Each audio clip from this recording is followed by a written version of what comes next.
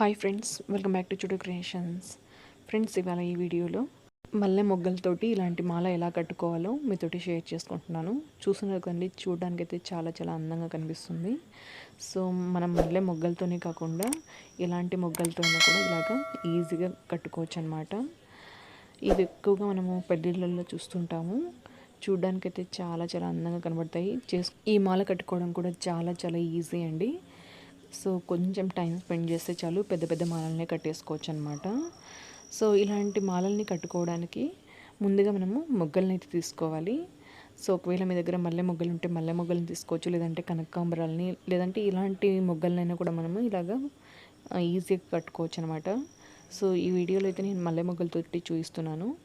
So మీ దగ్గర ఉంటే ఒకవేళ గన్నేరు మొగ్గలతో కట్టుకోవచ్చు, లేదంటే మందారం వాటితోటి కట్టుకోవచ్చు, కనకాంబరాలతో కట్టుకోవచ్చు అనమాట. ఇప్పుడు ఇలాగా ఈ మల్లె మొగ్గలకు ఉన్నటువంటి కాడలన్నింటినీ తీసేసుకోవాలి. ఒకవేళ ఈ కాడలతో పాటు మనం కట్టినట్టయితే ఈ మాల అంతా కూడా ఎక్కువగా కాడలే కనబడతాయి అన్నమాట. కాబట్టి ఇలాగా మొత్తం కాడలన్నింటినీ కూడా తీసేసి ఇలాగ తీసేసుకుంటున్నాను.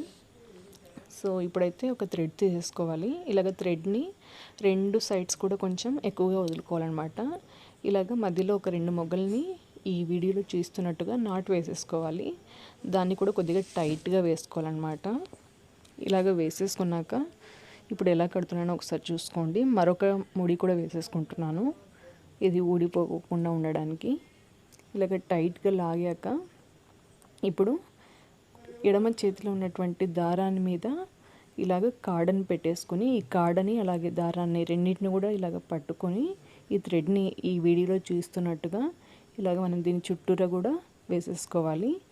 ఇలాగ వేసేసుకున్నాక మనం దీన్ని ఈ మొగ్గని అడ్జస్ట్ చేసుకోవాలన్నమాట. ఇలాగ ఈ మొగ్గ ప్లేస్ని ఇలాగ అడ్జస్ట్ చేసుకుంటూ మాలనంతటిని కూడా ఇదే విధంగా పూర్తి చేసుకోవాలండి. చాలామందికి వచ్చే డౌట్ వచ్చేసి ఈ మొగ్గని ఎలా ప్లేస్ చేసుకోవాలనే దాని మీదే ఉంటుందన్నమాట. సో ఈ మొగ్గని ఇలాగ థ్రెడ్ మీద కాడతో పాటి పట్టుకోవాలండి. థ్రెడ్ని అలాగే కాడని రెండింటిని కూడా పట్టేసుకొని ఇలాగ కుడి చేతిలో ఉన్నటువంటి దారాన్ని ఈ కాడ చుట్టూరా ఇలాగ తిప్పేసి ఇలా తీసేసుకోవాలన్నమాట. తర్వాత మరొక మొగ్గని ఇలాగ అడ్జస్ట్ చేసుకుంటూ దాన్ని రొటేట్ చేసుకుంటూ మనం ఇలాగ కట్టేసుకోవాలన్నమాట. ఇదే విధంగా మాలనంతటిని కూడా మనము పూర్తి చేసేసుకోవాలి.